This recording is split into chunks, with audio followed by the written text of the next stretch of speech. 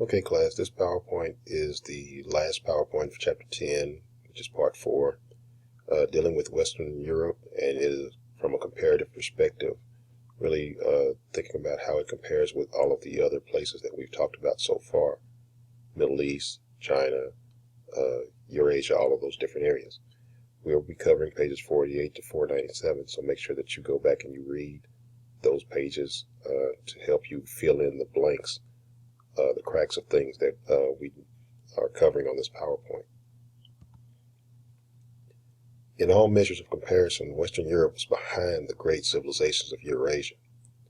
Visitors to Europe saw them as barbarians, and the Europeans who went abroad realized their poverty. So they didn't understand how backwards they actually were to the other places such as the Byzantine, China, India, and the Islamic world.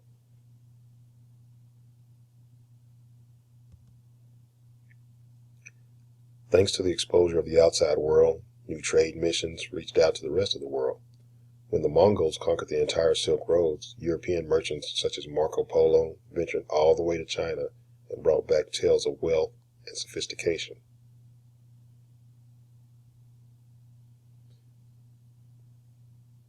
In this slide, you can see a lot of the different things that were brought back to Europe.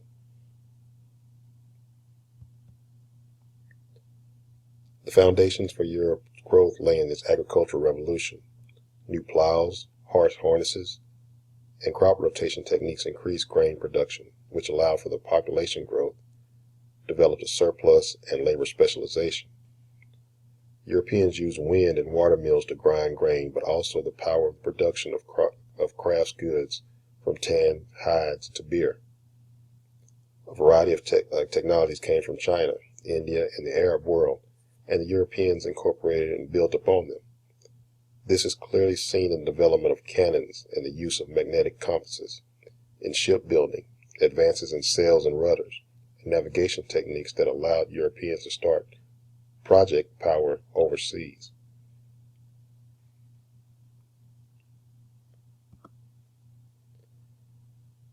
As there was no overall power in Europe, there was a system of competing states that struggled with each other for centuries. These long-term conflicts created a militarized society with warrior elite at its head, in contrast to China, where the scholar gentry ruled.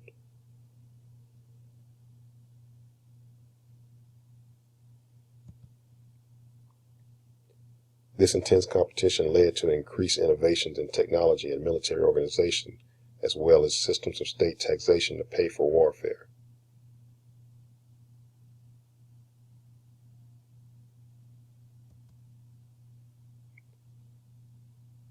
A three-way political conflict developed between the heads of states, the international reach of the Church of Rome, and the nobles who jealously guarded their wealth and right against their kings. The three-way political struggle allowed merchants a great deal of independence and autonomy. So understand, the merchants were able to do a lot of the things that they wanted to do.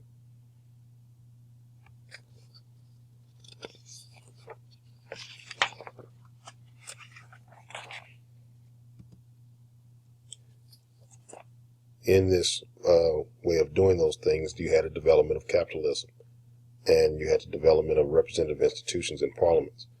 The first parliament represented the estates. The first estate was the clergy, and the second estate was the landowning nobility, and the third estate was the urban merchants. So understand, you have kind of a change from when we talked about the social structure during feudalism, this evolving into more of a capitalistic type of society.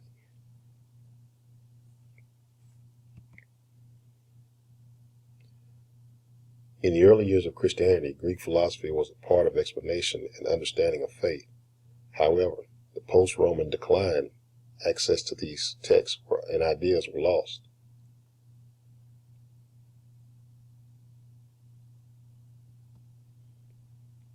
Stemming from the tradition of church schools, universities were established in various cities. Importantly, they maintained a high degree of independence and intellectual freedom. So you start to see the advent of or the rise of these European universities at this time. A lot of the learning came from things that they learned from other places.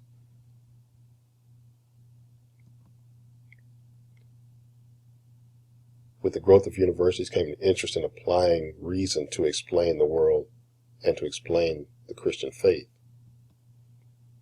This was the first seen in subjecting theology and critical inquiry, and later rational inquiry was applied to the natural world. Understand that these universities is where scholars and students began to examine the faith and religion using reason and logic. For example, a student's question, can you prove that God exists based solely on reason, without the Bible or with other source of the divine revelation? We had this kind of discussion in class the other day about how people view religion, and just understand, like we talk about, understanding the faith, having faith, and understanding how reason supports that faith.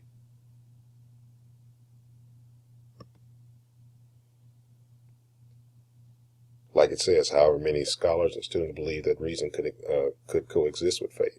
You have logic, philosophy, and rationality would operate in the service to Christ. As contact with the Byzantine and Arab world grew during the Crusades, there was a growing desire to get the original source material. Scholars got a hold of these texts from centers of learning in these cultures. Direct access to these texts spurred further study and the development of philosophical activity.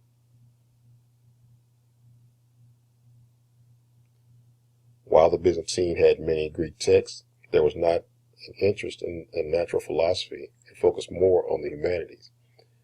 They were also suspicious of the pagan roots of much of this learning.